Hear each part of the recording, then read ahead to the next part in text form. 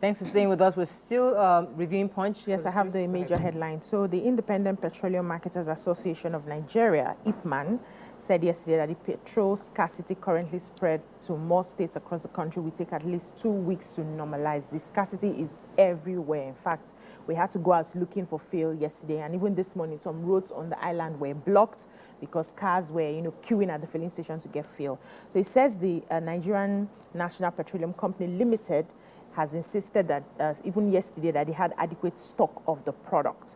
But the Public Relations Officer of IPMAN, Chinedu Ukadike, said the product was not available in the country. He said it's become a bit of a challenge to source product because most of the refineries in Europe are undergoing a turnaround maintenance, so they don't have enough product to go around in the country. He also blamed acute shortage in supply on importation bottlenecks and the slow pace of marketers' license renewal by the Nigerian midstream and downstream petroleum regulatory sector. He said that only 1,050 marketers out of 15,000 have had their licenses renewed, and without these licenses, they're not able to bring in fuel. They are also saying that the administration had given a directive that they must first of all supply the Federal Capital Territory before moving down to other states. Wow. So now they are focusing on supplying just Abuja before they will not trickle down to. So before we pass our border, Abuja, he passed Lagos here. You go Abuja. That's your house. He passed my backyard. Yes, you go Abuja first. So when Abuja people don't set to finish, then the rest of us can now start.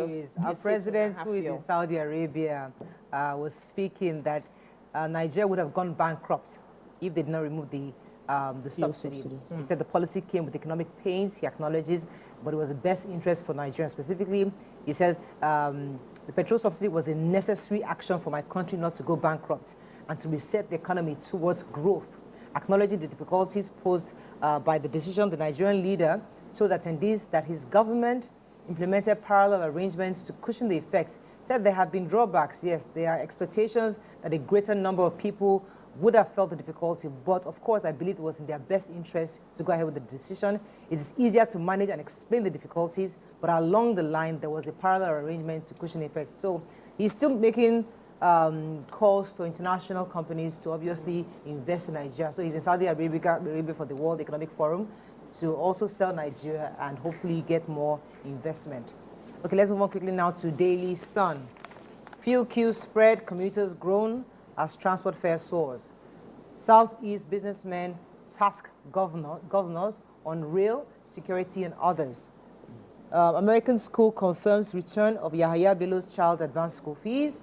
Discos may post losses as alternative power firms storm estates. Again, Tinubu explains why fuel subsidy was removed. Campaign of calumny being sponsored against power minister, says civil society. Wike seeks church's prayer for Tinubu to fulfill campaign promises. Reps will engage traditional rulers on constitutional review, says Benjamin Kalu. And Black Sunday as 19 die in Kogi road mishap. Which story are we starting with in Daily Sun? When you see the American International School, they said that they have returned this advanced school fees for the payment of the child of the former governor of Kogi State.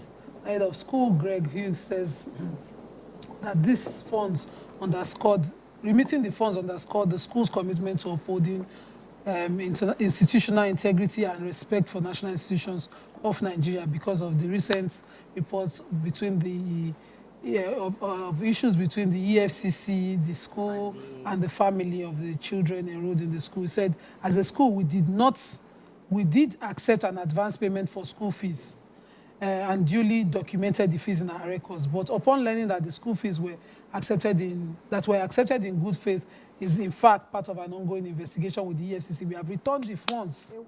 Yes, we have returned it with compliance with Federal Commission's request, and our compliance to remit these funds, of course, is underscored the commitment to upholding institutional integrity and our respect for the national institutions of Nigeria. At no point has the school been accused of any wrongdoing in relation to this case, and we are cooperating fully with the EFCC operatives to address matters currently before the court. And in another report, former governor of Benue State, just the same, just that one was doing party, his 63rd in Makurdi, and used that opportunity to tell his counterpart that don't be disgracing ex-governors. Come out from ID and come and, the way you are going about is a disgrace. to ex-governors. All right, another story in Sun. Yeah, the Calabar Coastal, Lagos Calabar Coastal Way. The government is already, they flagged off this project already over the weekend, and they've started demolishing the buildings that will be affected in the process of making that road. They said the exercise will be carried out with human face. The Minister of Works, Engineer David Umahi, was represented by, the statement was issued by his special advisor on media, Uchenna Oji, and he said that the construction of the road, there will be minor adjustments, but the commitment is to stay within the coastline. And then he said the initial demolition order that was passed to all investors. They've decided to increase the grace period by 7 days, and yet add another 4 days for other people, so that they will be able to move their investments and products and items or whatever they can out of the buildings as they would start demolition. They would not, they want to do it with a human face. So anybody that has gotten demolition notice, don't go to church and be praying that they would reverse it. Just start packing your things so that you avoid crying and doing social media video when the demolition starts. Because now they've put it on the newspaper that you have gotten notice that there's 7 days, an additional 4 days to let people that are on that coastal line move their things out. And no compensation will be paid to those who have built shanties. Only those who have duly documented construction, legal structures, to be getting compensated. All right, so a civil society group, PRA, that's the People's Rights Agenda, have condemned the incident-sponsored attacks on the Minister of Power, Adebayo Adelabo, saying that they were designed to frustrate his efforts to make a difference in the Nigerian power sector. According to PRA, they said that the attacks were sponsored by different stakeholders who desired the status quo to continue, and political detractors who see nothing good in the administration of the president. The sponsored media campaigns, according to the civil society group, said that were efforts to just frustrate and stop him from making the difference in the entire value chain of the power sector. Well, this is one civil society person that is saying this, and we're hearing rumors of the fact that he's being relieved of his duties. We don't know that, we can't confirm that, but all sorts of stories. But according to this, they say that it's being sponsored by people who are trying to distract him from the focus of his work. Yeah, real quickly, business community in the Southeast are asking governors in the zone to forget about individualism and forge cooperation for the development of the region. They identified the development of the rail system, security, power, and roads, and areas that they should be cooperating on. And they used what was happening in the Southwest as an example, how the states actually collaborate with one another.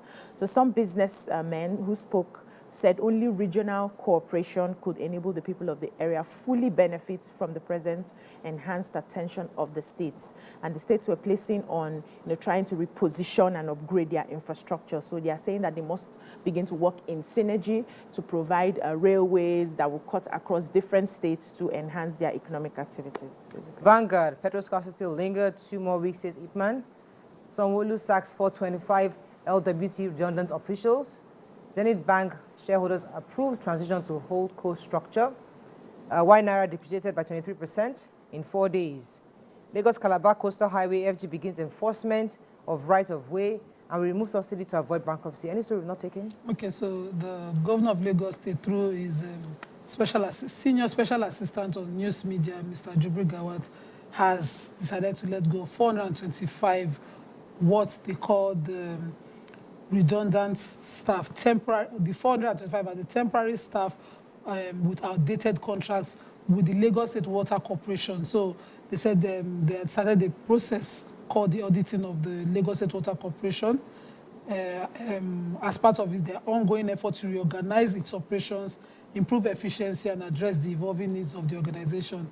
They said the move is to better manage the challenges of water scarcity in the state despite existing infrastructure projects, and they acknowledge that the inconsistent and not reliable water supply has led to decline in customer and revenue service. So to realign, they initiated the personnel audit back in 2023 in October, and this was overseen by the head of service since August 2023 and recommended a phased action to streamline workforce. So first phase, temporary staff with outdated contracts, who are about 425 will go. They are the current second phase currently, and they are on permanent staff whose roles are no longer needed. Eventually, they will get to the retained skilled technical staff to enhance cooperation and utility and commercial efficiency. All right. Last story. Any story? No, there was a very funny story about the FCT minister asking that the church should pray for the president's ability to fulfill campaign promises. And the way the headline was couched to make it look, it was at a church. There was a Thanksgiving party.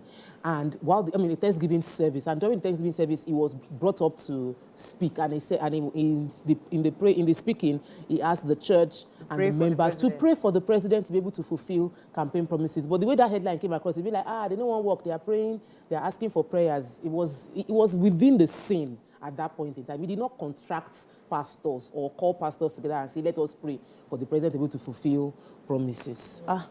Interesting. That is all we can take on front page review. When we come back, move on to our next segment. Stay with us, we'll be right back.